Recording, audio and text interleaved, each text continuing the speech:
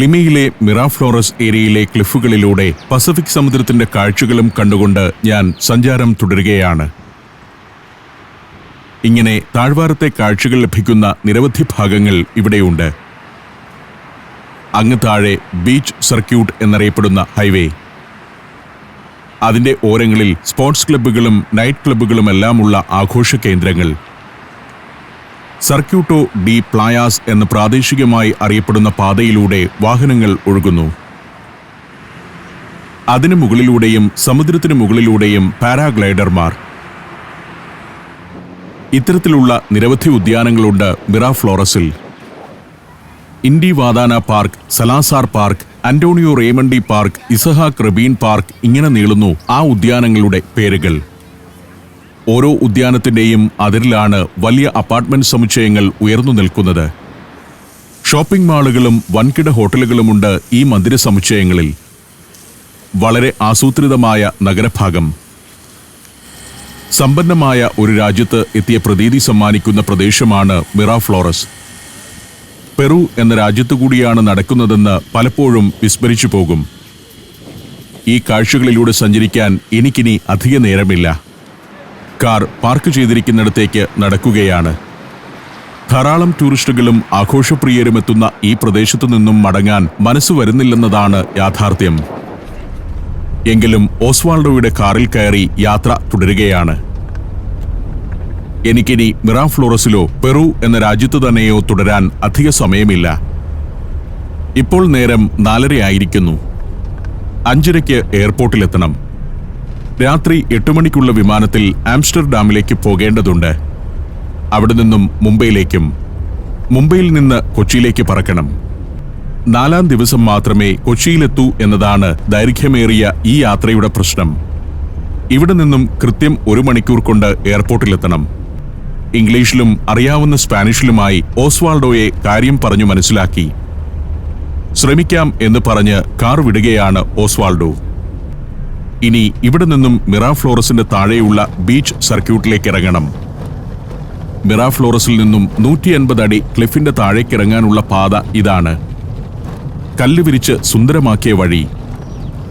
എത്ര വൃത്തിയോടെയും മനോഹരമായുമാണ് ഈ പ്രദേശങ്ങൾ സംരക്ഷിച്ചിരിക്കുന്നതെന്ന് കാണുക.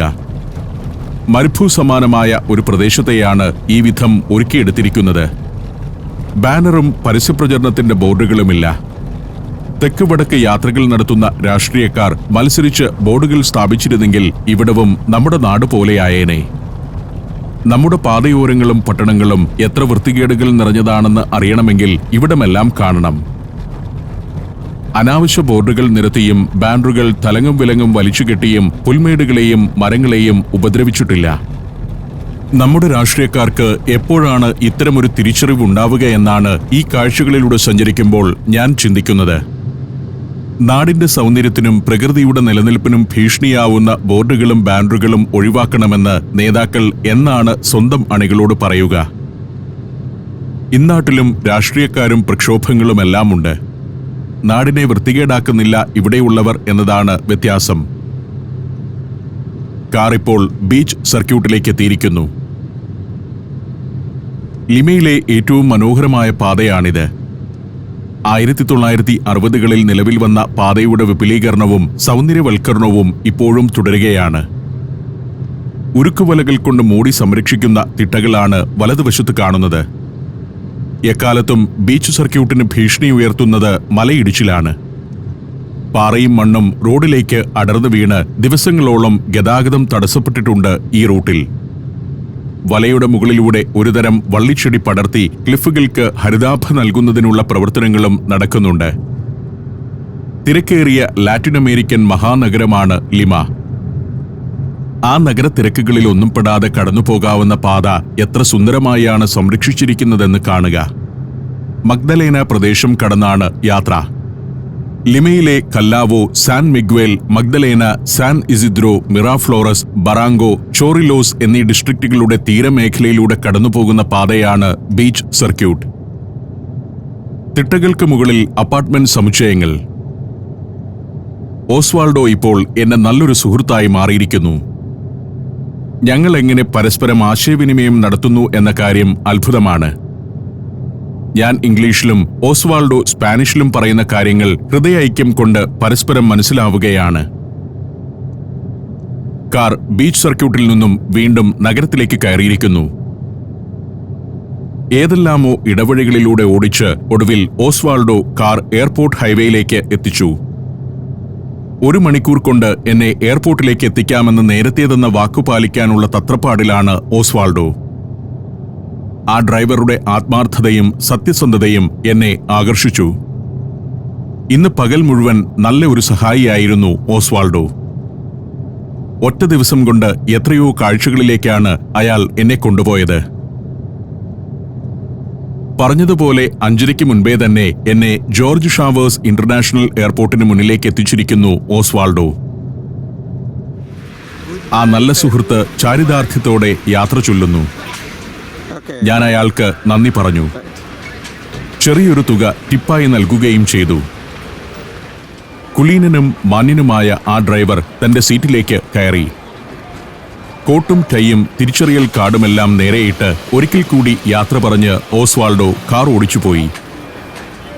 ഇങ്ങനെ എത്രയെത്ര നല്ല മനുഷ്യരെ ഈ യാത്രകൾക്കിടയിൽ കണ്ടുമുട്ടിയിരിക്കുന്നു എന്ന് ചിന്തിച്ചുകൊണ്ട് എയർപോർട്ടിനുള്ളിലേക്ക് കയറി. ഇവിടെ നിന്നും റോയൽ ഡച്ച് എയർലൈൻസിന്റെ വിമാനത്തിലാണ് എനിക്ക് പോകേണ്ടത്. ബോർഡിംഗ് പാസ് വാങ്ങി നടന്നു. ഒട്ടും വൈകിട്ടില്ല. ഇനി സെക്യൂരിറ്റി പരിശോധനകളുണ്ട്. ലിമയിൽ നിന്നും 13 മണിക്കൂറിന്റെ വിമാനയാത്രയുണ്ട് ആംസ്റ്റർഡാമിലേക്ക്.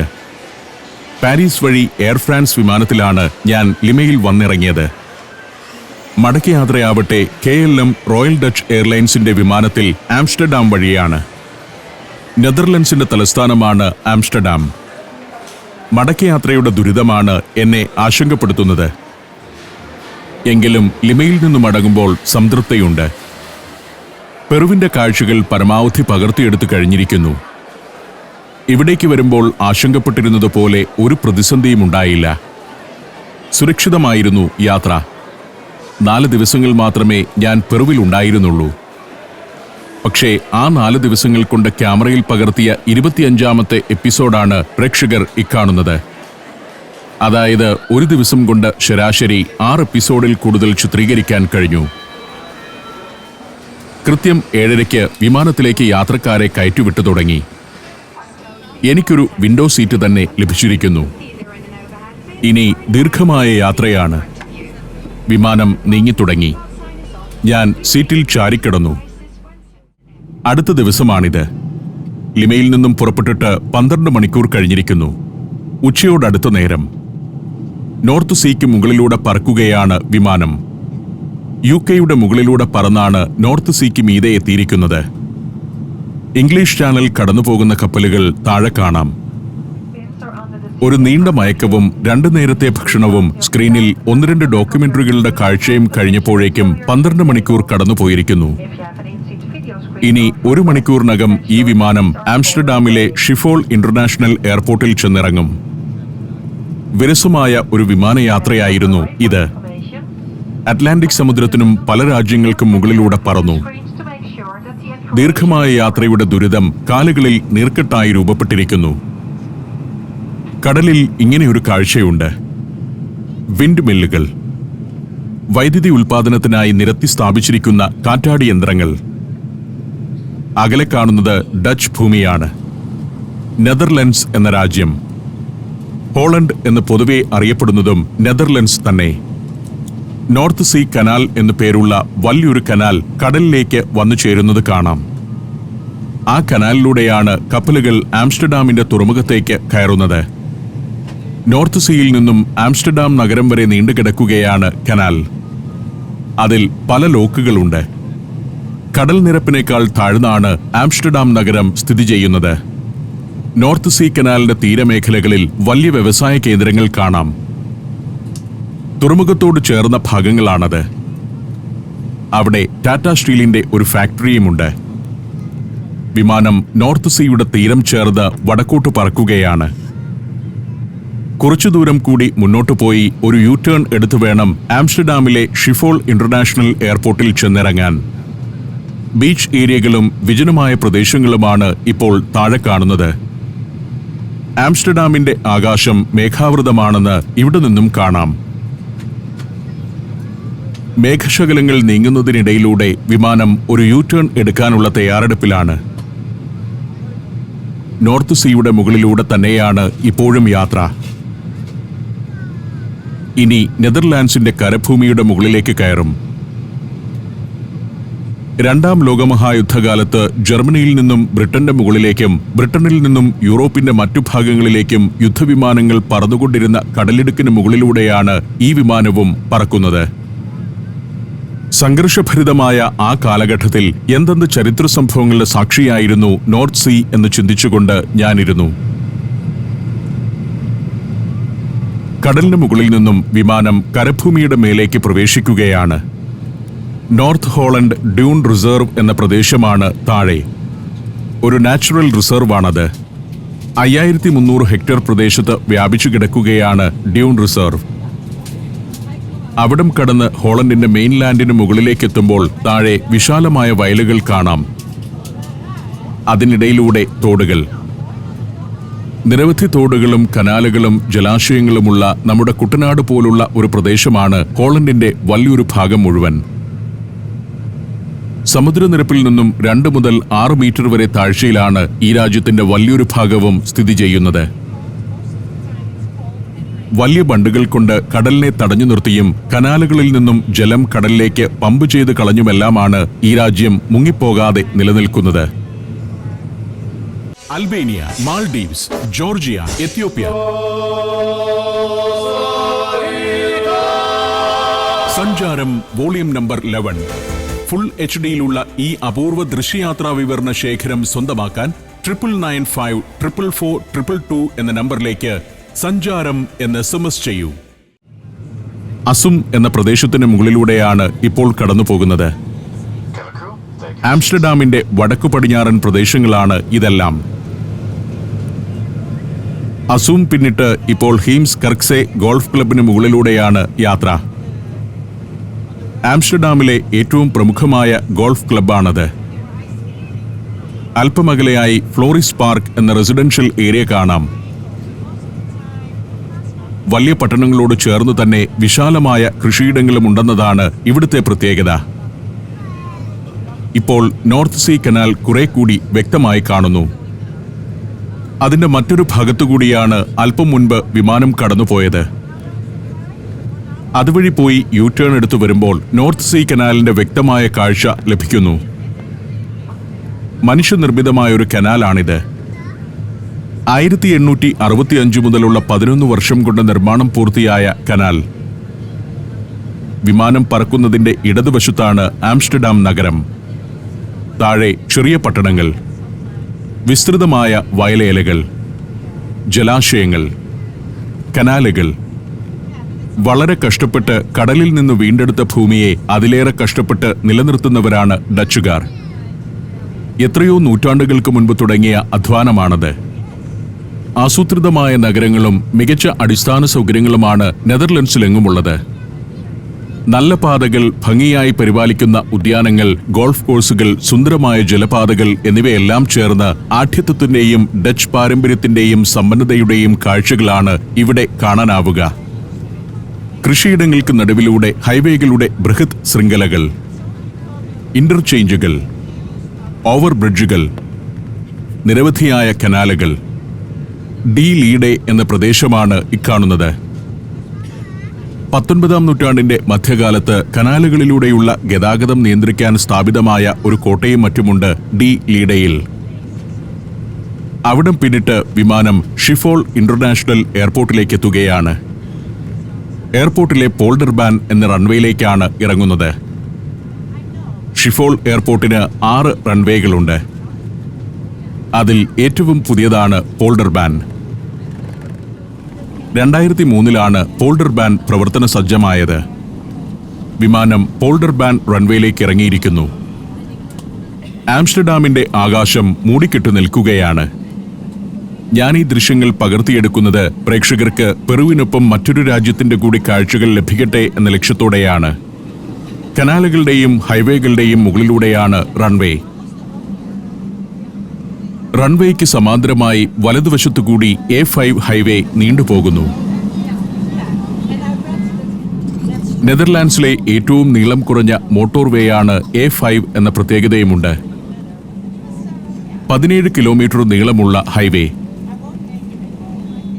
വെറും ചതുപ്പായി കിടന്ന ഒരു പ്രദേശത്തെയാണ് ഈ വിധം ശാസ്ത്രീയമായി രൂപപ്പെടുത്തിയിരിക്കുന്നതെന്ന് ഓർക്കണം. കൃത്യതയോടെ നിർമ്മിച്ച കനാലുകൾ. കരഭൂമി ചതുപ്പായി മാറുന്നത് തടയുന്നത് ഈ കനാലുകളാണ്.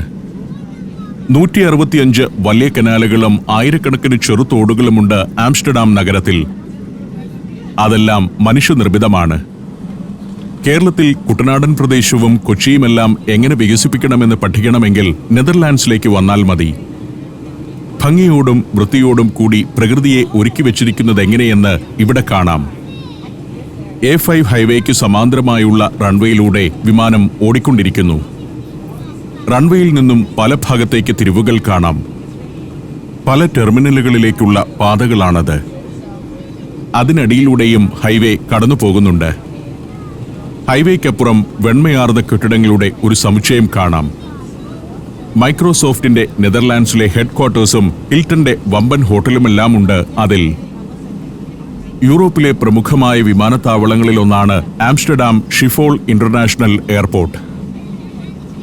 19-ാം നൂറ്റാണ്ടിൽ ഫോർട്ട് ഷിഫോൾ എന്ന ബൃഹത്തായ ഒരു കോട്ടയുണ്ടായിരുന്നിടത്താണ് പിന്നീട് എയർപോർട്ട് സ്ഥാപിതമായത്. 1916-ൽ 1-ാം ലോകമഹായുദ്ധകാലത്ത് ഒരു മിലിറ്ററി എയർബേസ് ആയിട്ടായിരുന്നു ഇതിന്റെ തുടക്കം.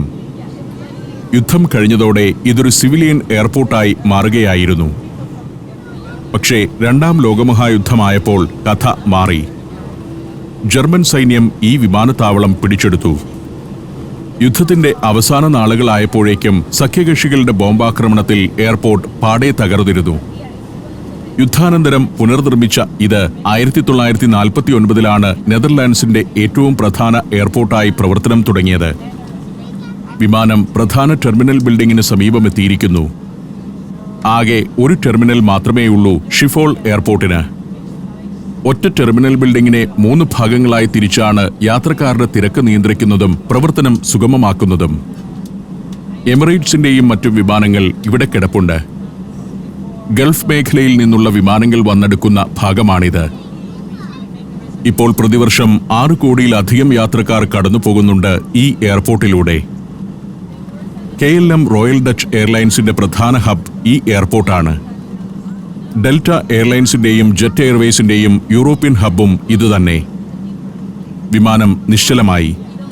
13 മണിക്കൂർ നീണ്ട യാത്രയ്ക്കൊടുവിൽ ഞാൻ യൂറോപ്യൻ ഭൂഖണ്ഡത്തിലെത്തിയിരിക്കുന്നു. യാത്രികർ പരിക്ഷീണരാണ്. വിമാനം നിന്നതോടെ എല്ലാവരും ചാടിയെണീറ്റ് ബാഗുകളും മറ്റും വലിച്ചെടുത്തു തുടങ്ങി. ഇതിൽ പലരും റോഡ് മാർഗം അയൽ രാജ്യങ്ങളിലേക്ക് പോകുന്നവരാകാം. ട്രെയിനിൽ പോകുന്നവരുണ്ടാവും. ഇവിടെ നിന്നും കണക്ഷൻ ഫ്ലൈറ്റിൽ പോകുന്നവരുമുണ്ടാകും. ഞാനാകട്ടെ ഇനിയും ദീർഘമായ ഒരു യാത്ര ചെയ്യേണ്ടിയിരിക്കുന്നു. ഇവിടെ നിന്നും വീണ്ടും 10 മണിക്കൂർ പറന്നു വേണം എനിക്ക് മുംബൈയിലെത്താൻ. പക്ഷേ അതിനു മുൻപ് വലിയൊരു കടമ്പ കൂടിയുണ്ട്. ആംസ്റ്റർഡാമിലെ ഈ വിമാനത്താവളത്തിൽ ഇനി 20 മണിക്കൂർ കാത്തിരിക്കണം. നാളെ 11 മണിക്ക് മാത്രമേ എനിക്ക് മുംബൈയിലേക്കുള്ള വിമാനമുള്ളൂ. അതിനിടെ സെക്യൂരിറ്റി പരിശോധനകൾക്ക് വിധേയമാകണം. നടന്നുമടുത്ത ഒരു വിരുദ്ധൻ പിതാവിന്റെ സ്യൂട്ട് കേസിനു മുകളിൽ സ്ഥാനം പിടിച്ചിരിക്കുന്നു. ടെർമിനലിൽ കാത്തിരുന്നു തന്നെ 20 മണിക്കൂർ ചെലവഴിക്കണം. എയർപോർട്ടിൽ നിന്നും പുറത്തിറങ്ങാനാവില്ല. യൂറോപ്യൻ വിസ ഇല്ലാത്തതാണ് കാരണം. പല ടെർമിനലുകൾ മാറിക്കയറി സെക്യൂരിറ്റി പരിശോധനകൾ പൂർത്തിയാക്കിയാണ് പോകുന്നത്. ഈ എയർപോർട്ടിൽ ദീർഘമായ മണിക്കൂറുകൾ ചെലവഴിക്കുന്നതിനെക്കുറിച്ച് ചിന്തിക്കുമ്പോൾ തന്നെ വിരസത തോന്നുന്നു. ലോകസഞ്ചാരത്തിലെ ദുരിതപർവങ്ങളാണ് ഇതെല്ലാം. പക്ഷേ ഞാൻ സംതൃപ്തനാണ്. എന്റെ പക്കൽ പെറു എന്ന രാജ്യത്തിന്റെ 25 എപ്പിസോഡുകൾക്കാവശ്യമായ അത്ഭുത ദൃശ്യങ്ങളുണ്ട്. അവിടുത്തെ മഹത്തായ അനുഭവങ്ങൾ ചിന്തകളിലുണ്ട്. ആ സമ്പത്തുമായി വരുന്ന ഒരാൾക്ക് കാത്തിരിപ്പൊന്നും ഒരു ദുരിതമല്ല. കാത്തിരിപ്പല്ലാതെ മറ്റു മാർഗവുമില്ല. അടുത്ത ദിനം മുംബൈയിലേക്ക് പറക്കാൻ ഒരുങ്ങുന്ന ജെറ്റ് എയർവേസ് വിമാനം കാണാം. ആ പരിചയക്കാരനെ കണ്ടതിന്റെ ആഹ്ലാദത്തിൽ ഞാൻ ഇരിക്കുകയാണ്. വിമാനത്തിൽ ചരക്ക് കയറ്റിക്കൊണ്ടിരിക്കുന്നു. ഇന്ന് രാത്രി 11 മണിയോടെ ഈ വിമാനം മുംബൈയിലെത്തും. മറ്റൊരു ദുരിതം അവിടെയും എന്നെ കാത്തിരിപ്പുണ്ട്. ഇന്ന് രാത്രി മുഴുവൻ മുംബൈ എയർപോർട്ടിൽ കാത്തിരിക്കണം. നാളെ രാവിലെ മാത്രമേ മുംബൈയിൽ നിന്നും കൊച്ചിയിലേക്ക് വിമാനമുള്ളൂ. പെറൂവിയൻ തലസ്ഥാനമായ ലിമയിൽ നിന്നും പുറപ്പെട്ട് 4-ാം ദിവസം മാത്രമേ ഞാൻ നാട്ടിലെത്തൂ എന്ന് ചുരുക്കം. ഇനിയും 10 മണിക്കൂറിന്റെ യാത്ര ആംസ്റ്റർഡാമിൽ നിന്നും മുംബൈയിലേക്ക്. വിമാനത്തിലേക്ക് കയറാനായി ഞാൻ കാത്തിരുന്നു.